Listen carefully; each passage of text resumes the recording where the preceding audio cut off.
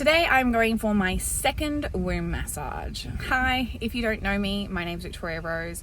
I'm neurodivergent and I have endometriosis. Now, after my last womb massage, I found that it did make quite a bit of a difference to my endometriosis symptoms for a good while.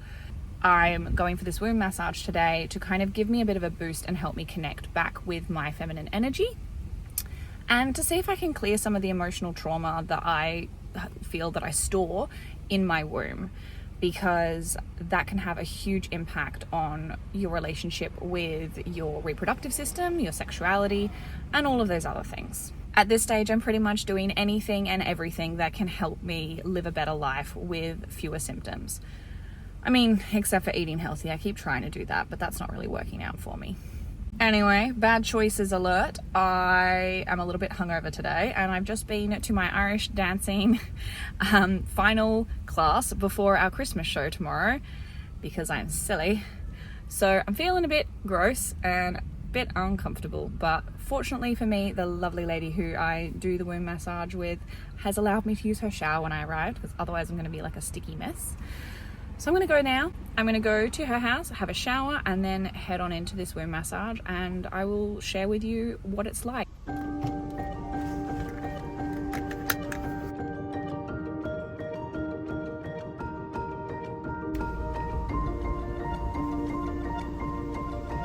All right, let's go get a womb massage.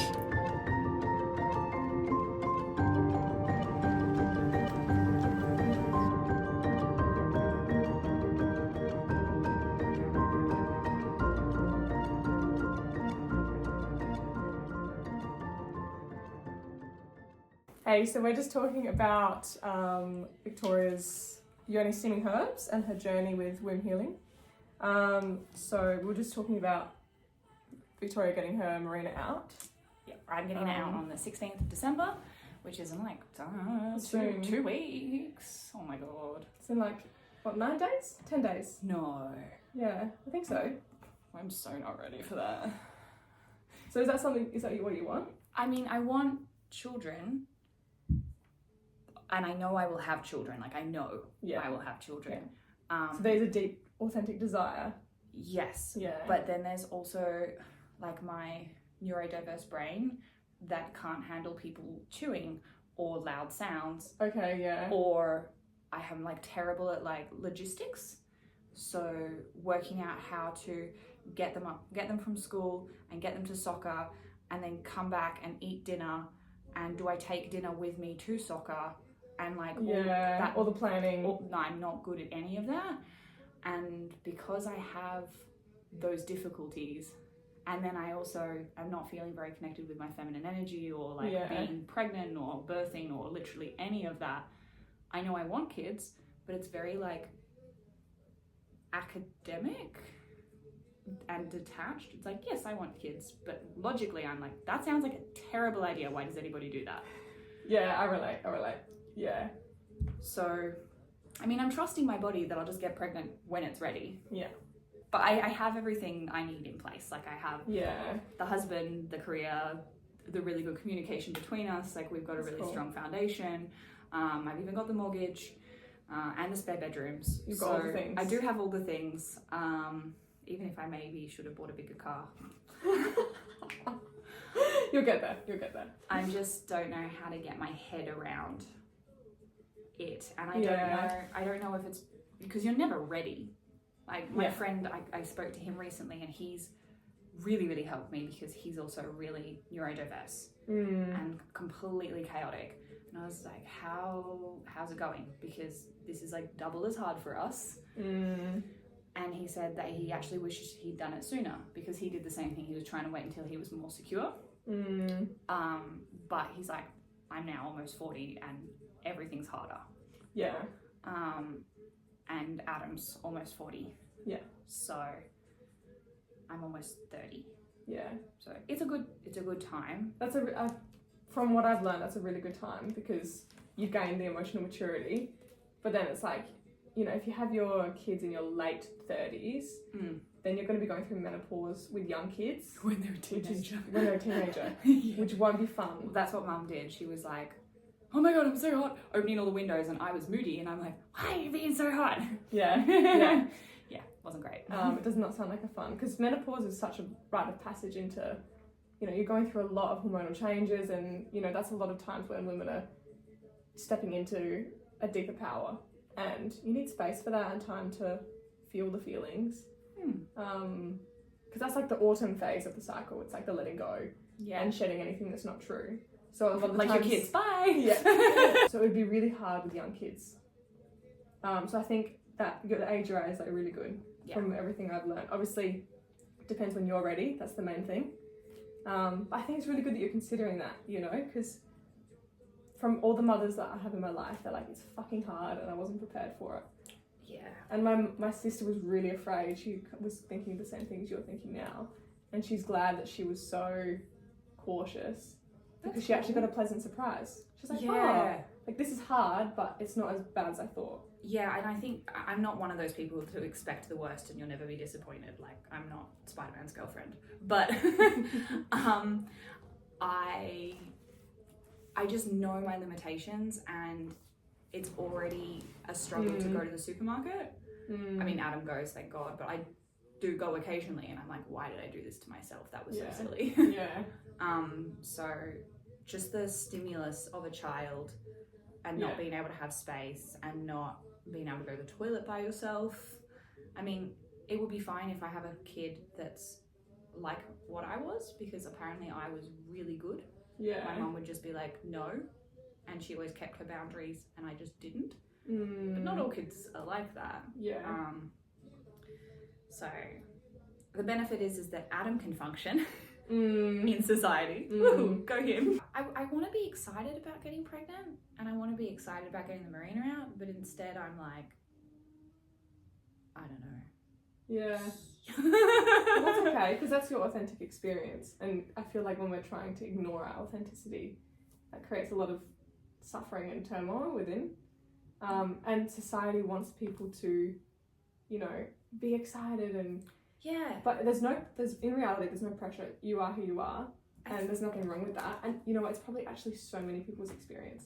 That's what I thought, because I realized what to expect when you're expecting. Have you seen the movie? There's an incredible scene where this girl, she has been trying for years, and she's so excited, she grabs all of the pea sticks in her hands, runs up, her husband's swimming in the pool, she runs up fully clothed, jumps into the pool, and she's like, we're pregnant, and all of the little pea sticks float away. And it's really funny because it's a little bit gross, but it's really funny because she's so excited. She's taking like 20 pregnancy tests and she's wanted it so much. But that's what the media and the narrative is on pregnancy. In every movie they get pregnant, they throw up once, and then they're painting the nursery in overalls. Like, they don't acknowledge that your brain synapses change, so you never sleep again, so that you can stay awake, so it wakes you up and you actually wake up for it. Like, I've only got my synapses in line now. And it's very glamorized on all TV. My pencil skirts gone. Apparently my hips will go wide. If my feet change and don't come back though, I'm gonna be so annoyed because I've finally got shoes that are comfortable. And I have 2 pairs of Louboutins, and I'm not sending them back. So yes, it is very glamorized. It is. And I think, honestly, if you speak about this with more people, I'm sure you'd get women who would feel the same. Yeah. It's just... like, raising a kid in this world it's not easy. Well, so I've heard, I'm not a mum, but, you know, it doesn't look easy. We don't have a community. So it is a big task to prepare for. And it's good that you're considering all the things, because then you go into it a bit more aware of, like, you know, where are my boundaries? What do I need? Which is really good to go in with, rather than figuring it out while you're in there. Yes. And hopefully I've been cautious enough that my husband's aware of it. He's far more like, well, we'll just work it out. It'll be okay. Like, you know, people have been raising kids forever. Like, 15-year-olds raise kids and they survive. I'm like, yes, but do we want to do it that way? So I think he's aware of my fears, which is nice, but he's not scared because he's just like, nah, it'll be fine. That's probably good. Some balance there. That's good. So we'll do 10 minutes of steaming. So I'll pick your blend, and it'll be a blend of herbs that are good for your exact position. Cool. because you can give different herbs to different people, but your situation's unique, so is everyone's. So I'll give you blend herbs that work for you, and we'll do 10 minutes of steaming. Pretty much it's in boiling water, and the steam is really good to, it goes into your internal organs, and it's really good for your whole reproductive system. So, you know, there could be big changes, there might not be, it might just be soothing, but some people have really big shifts in, you know, endometriosis or menstrual cycles, anything like that. And yeah, if it's too hot, just let me know. You don't want it to burn. It should just feel nice. It's like, it's actually a really ancient tradition in most indigenous cultures. Like, they would dig a hole in the ground and use bark and leaves and herbs. That's so cool. Yeah, it's actually really cool. But hopefully we'll find something that works for you. And if you find there's some difference in how you feel afterwards, it's not good, we'll change the blend and do something different next time. Cool. I mean, I know that last time after the womb massage, it made a big difference in my endometriosis for a good chunk of time. Cool. I felt better and more connected and all the good things. But then I think with working full time, I've had to just become far too into my masculine and to survive. It happens, yeah. Yeah. So then after that, we'll go straight into the massage. Awesome. What was the differences you felt after the last session? I didn't have such rough, pain. So I didn't have so much pain. I felt like I had a regular cycle. My PMS was not so intense. So 2 months ago, I was so moody that I was at an amazing function. It was actually Irish Dancing Nationals, and there was the most incredible party. Everything was so cool. There were people I loved, and there was music, and everybody was dancing. And the amount of parties I've gone to and nobody dances, this was everybody, unless they were over 80, was on the dance floor, and I couldn't dance because I was so hurt and wounded and hormonal, and I lined up to get a drink and cried in the line. I was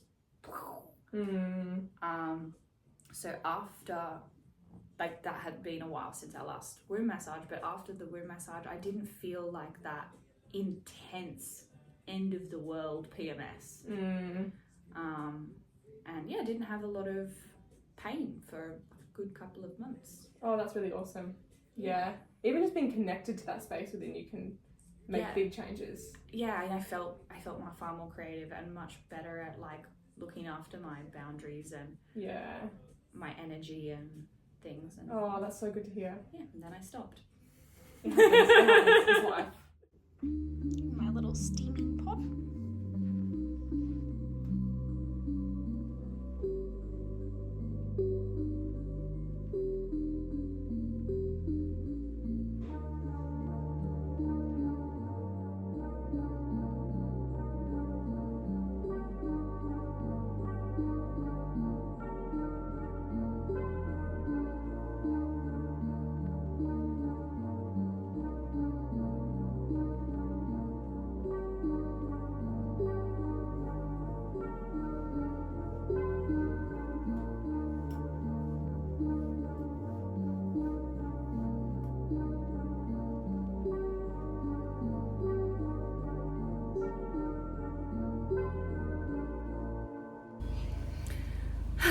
That was great.